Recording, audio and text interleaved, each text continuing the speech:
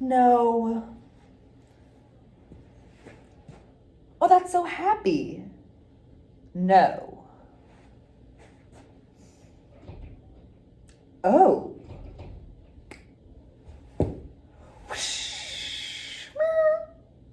Once upon a time, there lived a woman of a certain age. Hold on there, narrator boy. I am not a woman of a certain age.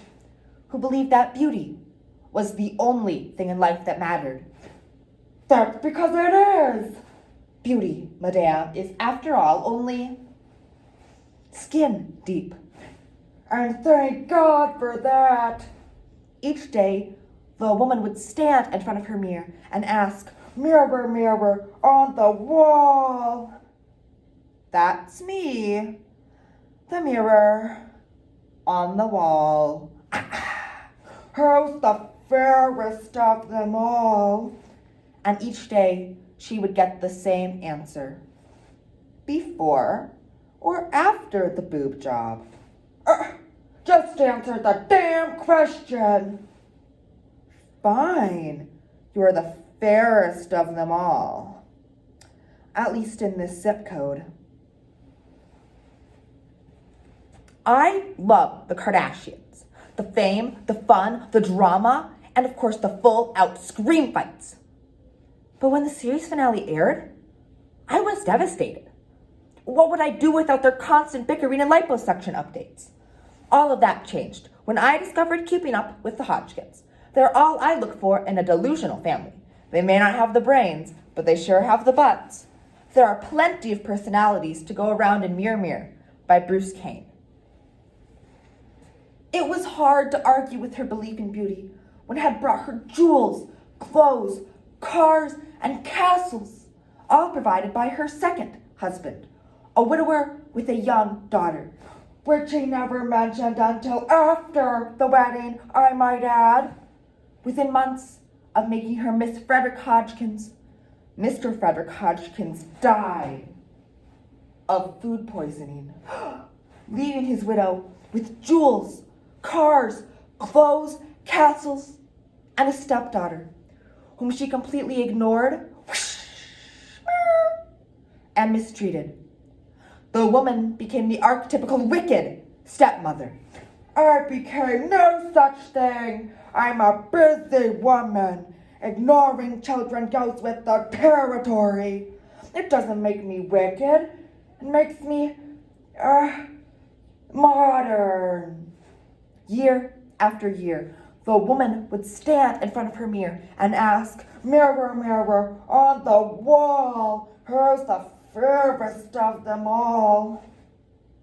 Why couldn't I have been Shakira's mirror? Waka waka, eh, don't me know, eh. Well, you see, it's like this. You're not the fairest in the land. Oh, don't be ridiculous. Of course I am. Who on earth could be more beautiful, more attractive than moi? Your stepdaughter? Ha! My stepdaughter. My stepdaughter. That pimply-faced, frizzed hair, no-hipped, flat-chested. Hiya, Mom. Pushed to the breaking point, the woman produced a large needle, which she used to prick her stepdaughter's finger. Like, ow! Over the years, the legend grew of a beautiful maiden who could only be awakened by the kiss of a handsome prince. Many tried, but all failed. Yet still they came. Prince 203. May I present myself? I certainly hope so. I am a prince. Prince Charming, to be exact.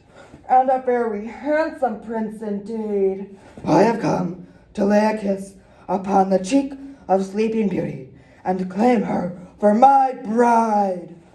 Of course you have. She's upstairs, second door to the, right. Oh, and When you're done, stop by. We can have a glass of wine and talk. A little mascara, some lip gloss. If I were you, Karen, I wouldn't turn around. Why not? Hiya, Mom. It's you. You're up. Princey asked me to marry him. Marry you? Why don't we have a little talk? Just us, one terribly attractive woman at the peak of her sexual allure. And you? Far be it from me to interfere, but marriage? What do we even know about him? He's rich. He's a prince. He's rich. And he's crazy about me. What else do I need to know? Can't argue with that. And so Sleeping Beauty and the prince were married. Depressed that the mirror would be the only sign of her fading beauty, the stepmother gave it to her stepdaughter as a wedding gift. Goodbye, mirror. That's the nicest thing you've ever said to me. And now it was Sleeping Beauty's turn to stand in front of the mirror and ask, Mirror, mirror on the wall, who's the fairest of them all? You are by far the hottest chick in the kingdom. And who's got the cutest butt in the kingdom? The princess has got some serious back. And who's got the perkiest boobs in the kingdom? Great rack, your highness. First rate. Each day of each month of each passing year, the woman would stand in front of her mirror and ask, Mirror, mirror on the wall, who's the fairest of them all? Then one day, the mirror hesitated. Thanks for pointing that out, big mouth. I asked you a question. Am I the fairest in the land? No, that wasn't so. No? Yes. No. Stop, Mommy! Stop, Mommy! What is it, dear? I'm not the fairest in the land. Who told you that? The mirror told me. That mean old mirror. I should have sold him on eBay years ago. What am I gonna do? What will happen when Princey finds out? He won't find out. First, we'll mix up a nice little potion, completely undetectable. You didn't sign a prenup, did you? No? Good. Next, we'll make an appointment with Dr. Marvin Waldman. You'll love him. He's the Botticelli of the boob job, the Bellini of the butt lift, the Bruncelli of the Botox.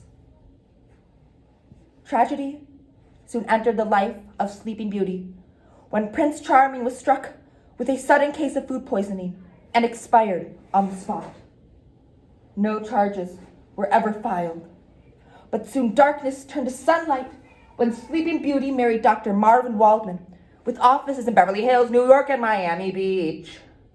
As for the woman of a certain undeniable youthfulness, she married the handsome narrator. The very handsome narrator. And they all lived happily ever after. Talk about your fairy tales. But what about the mirror? Did you ever ask yourselves that? Having to feed the overinflated egos of the self-deluded bunch of liposuction added, silicone injected, Botoxed. Shut up!